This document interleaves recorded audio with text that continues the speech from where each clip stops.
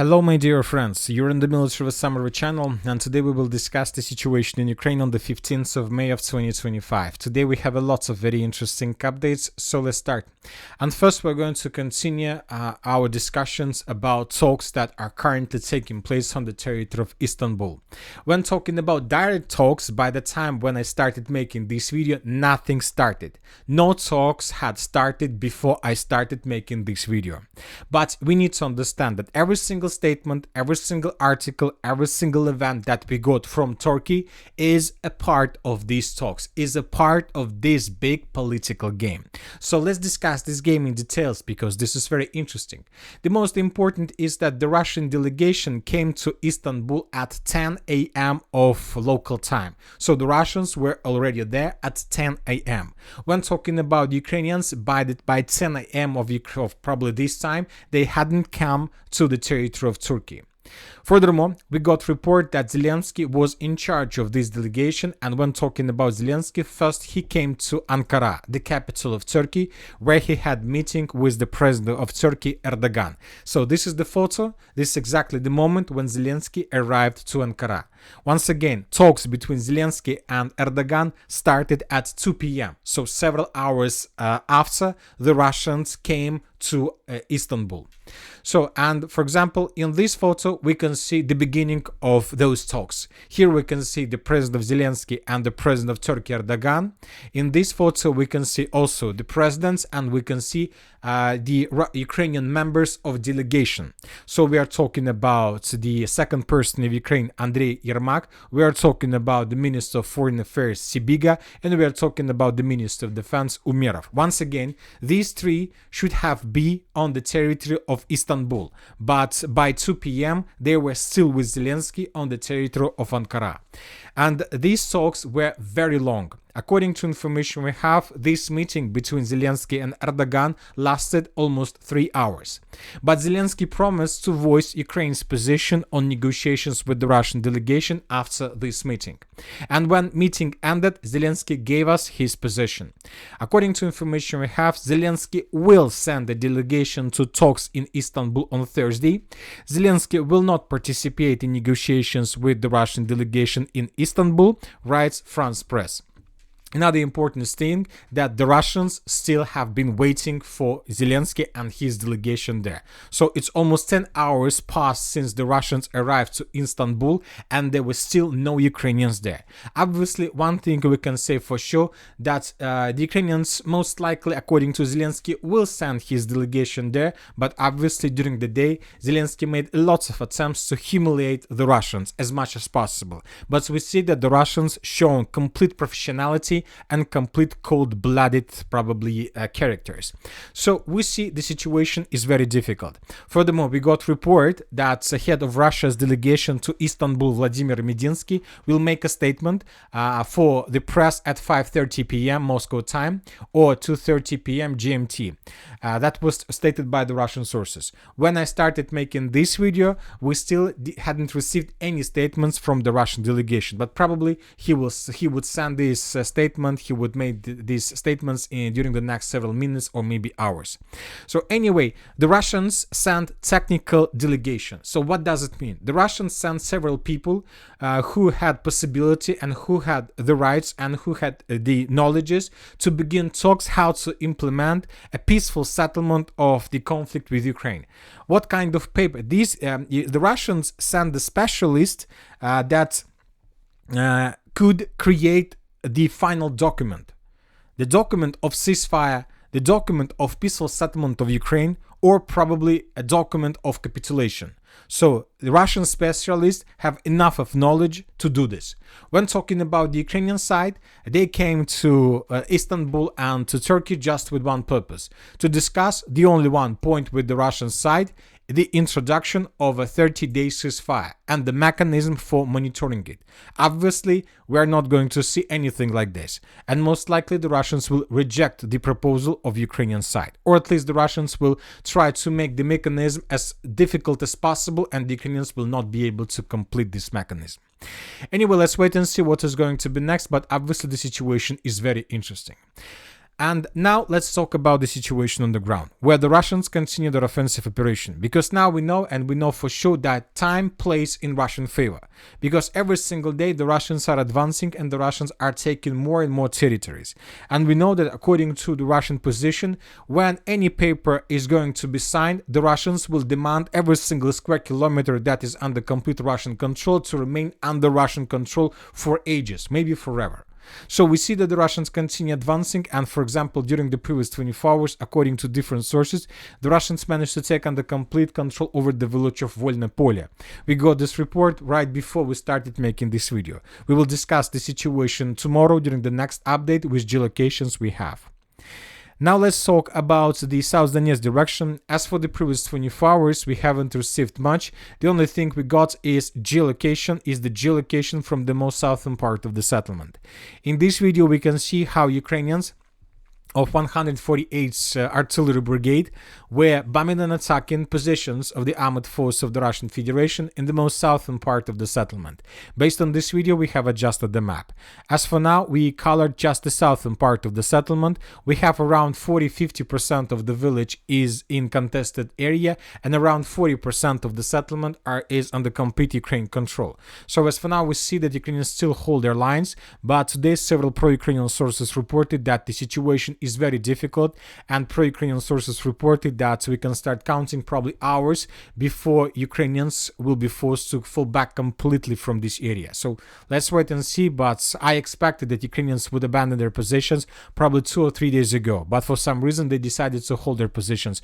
Probably the main purpose of Ukrainian, let's say, forces in this area was to hold as long as possible Bogatyr and not to allow the Russians, let's say, to announce another victory before the beginning of talks in Istanbul. Now let's move further and let's discuss the situation in the Novopavlovka direction.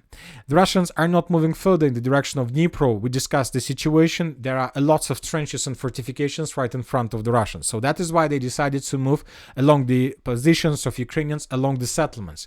So today we got report that according to information we have and according to the Minister of Defense of the Russian Federation, the settlement of Novoalexandriivka in the Donetsk region was taken by the Russians by decisive actions of the units of the Group of Forces Center.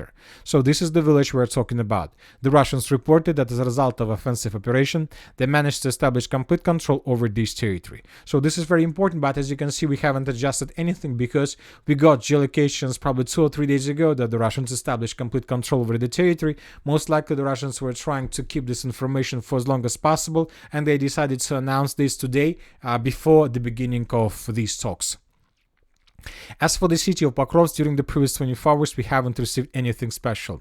Several pro-Russian sources published this video where we can see how the Russians were bombing and attacking the southern citadel of the city of Pokrovsk, the only place, the only position that still have possibilities to stop and to slow down the Russians. If there were no stronghold in the southern part of the city of Pokrovsk, obviously the Russians would answer the city a long time ago. But this probably high-rise building area, this residential area, stops the Russians from attempts to attack the city. So that is why the Russians are focused to reduce this territory to ruins, and since the beginning of this year we got tens of videos how the Russians were bombing and attacking this part of the city with FABs and with artillery systems, with multiple launch rocket systems and with TOS flamethrower systems. Now let's talk about the eastern flank. Today we got some adjustments. The Russians continue their offensive operation. According to information we have, during the previous 24 hours, the Russians improved their positions on the territory of Mirolyubovka by taking under control farms that are located in the northern part of the village.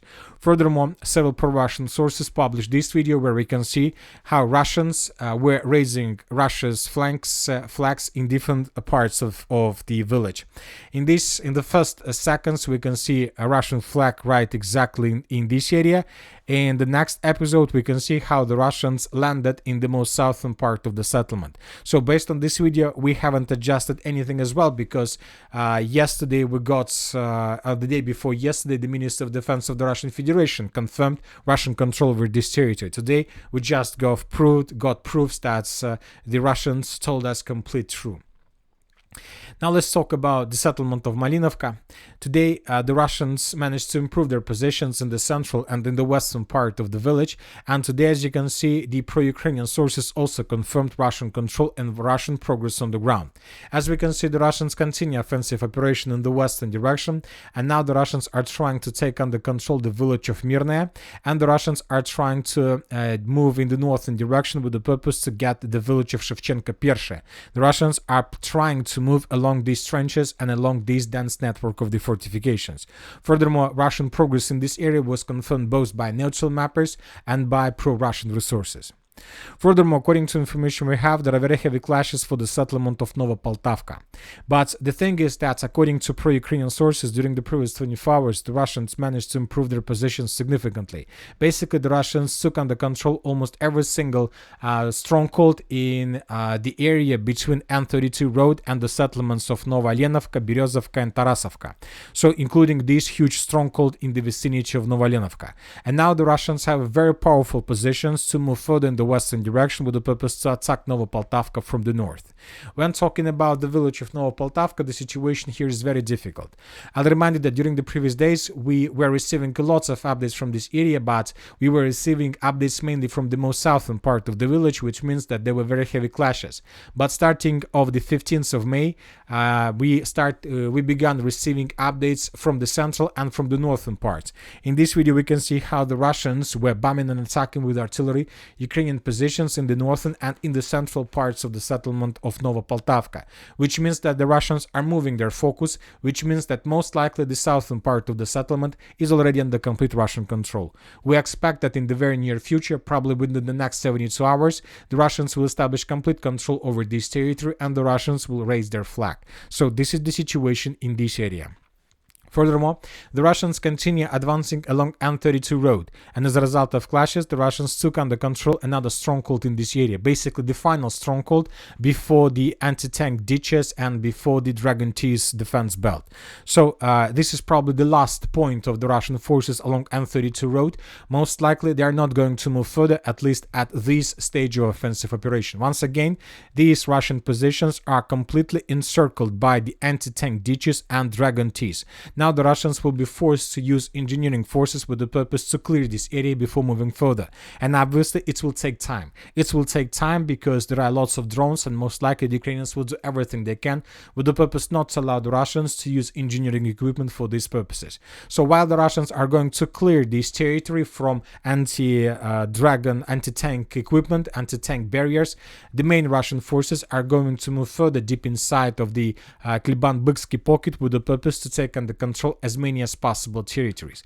Today, as you can see, we had lots of icons from this area, and all these videos we can see how the Russians were bombing and attacking positions of the armed forces of Ukraine in the pocket, trying to clear the territory before offensive operation. So as for now, there are very heavy clashes, and most likely we need to expect during the next 24-48 hours additional changes on the ground. At the same time, very difficult and probably critical situation we can see is developing for the Ukrainians in the most southern part of the pocket. I'll remind you that yesterday the Russians, as a result of decisive actions, managed to answer the settlement of Zarya. There were very heavy clashes for this stronghold, and according to information we have, the Russians managed to establish complete control over this stronghold, and this is the beginning of a complete disaster for the Ukrainians in this area. Now Ukrainians lost possibilities to supply and support their forces in this pocket. The Russians need probably another day to maintain the lines, to shorten positions, and to bring additional FPV drone operators as close as possible to this area. And as soon as the Russians are able to do this, they will establish complete FPV drone control over this probably corridor. And the Ukrainians will lose any possibilities for everything, and this is going to be a complete cauldron, or at least operational encirclement for the Ukrainians in the southern part of the pocket. Furthermore, the Russians began offensive operation trying to cut different salients in this area. This is the first probably target, to cut this salient, but from the other side, the Russians are trying to fight with the Ukrainians with the purpose to pin them down and not to allow them to retreat in the northern direction, because now exactly this moment, these minutes and these seconds, the Ukrainians still have possibilities to take everything they have and to evacuate in the northern direction, at least towards the village of Romanovka and Stara Nikolaevka. If Ukrainians do this, then they will be able to save as many as possible soldiers and equipment. So this is the reason why the Russians are attacking. They try to pin them down and not to allow them to, let's say, to begin retreat process. Furthermore, we expect that Ukrainians will abandon their positions in these fields as well. So we are going to see during the next days and next hours complete disaster and huge changes on the ground exactly in the area of this pocket. We expect that the Russians will maintain the lines and they will shorten this area in the very near future. The Ukrainian main task of Ukrainians in this area were to hold these lines before the beginning of talks. But obviously after the end of talks, the Ukrainians will leave this area if they will have these possibilities. Now let's move further and let's discuss the situation in the Torske direction where the Russians continue offensive. During the previous 24 hours, the Russians managed to improve their positions to the north of the city. The Russians took several strategical strongholds that belonged to Ukrainians several days ago. The Russians captured this stronghold, and this one is very important stronghold, and the Russians managed to cut N0519 road between the settlements of Druzhba and the northern Deliivka. First, let's talk about this stronghold. The Russians currently control this area, and this is very important. Because I'll remind you, the Minister of Defense of the Russian Federation announced that the Russians managed to establish complete control over this territory probably 4 or 5 months ago. The Russians reported that the city of Torske was captured by the Russians.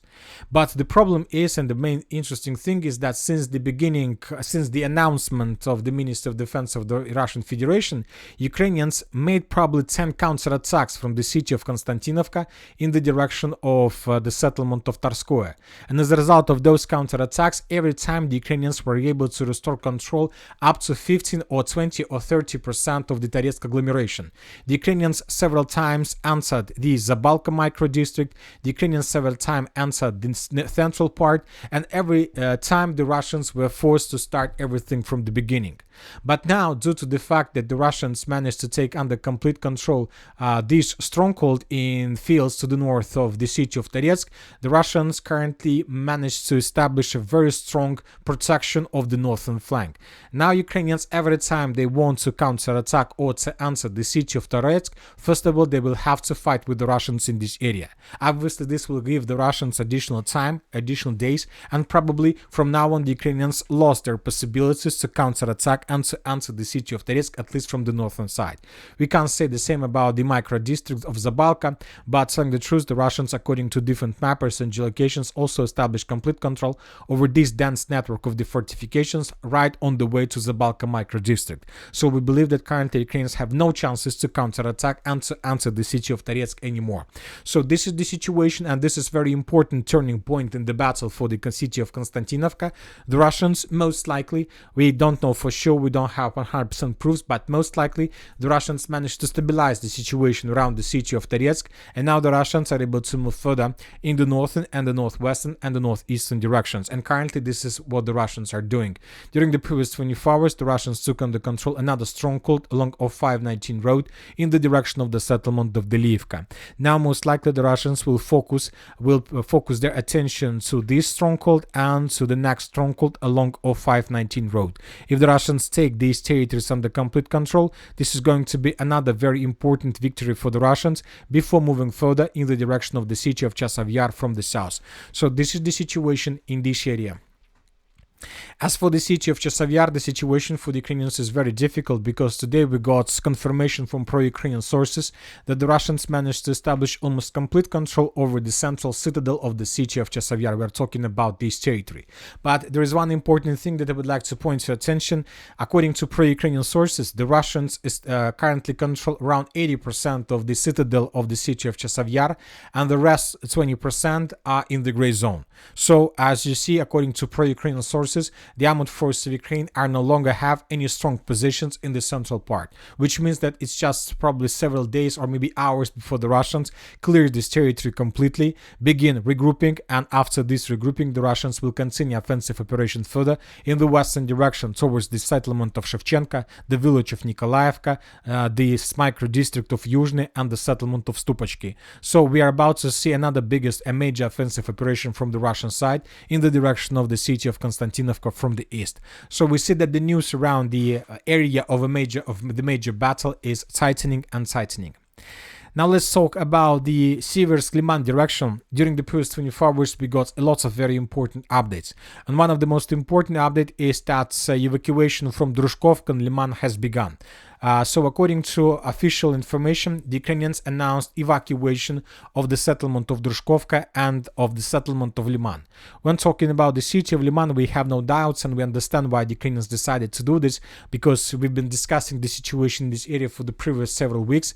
But when talking about Drushkovka, this is a very interesting situation. As you can see, the Ukrainians announced the evacuation of Drushkovka before the evacuation of Konstantinovka and Alexeyevo Drushkovka, so before all evacuations of every single settlement in this area.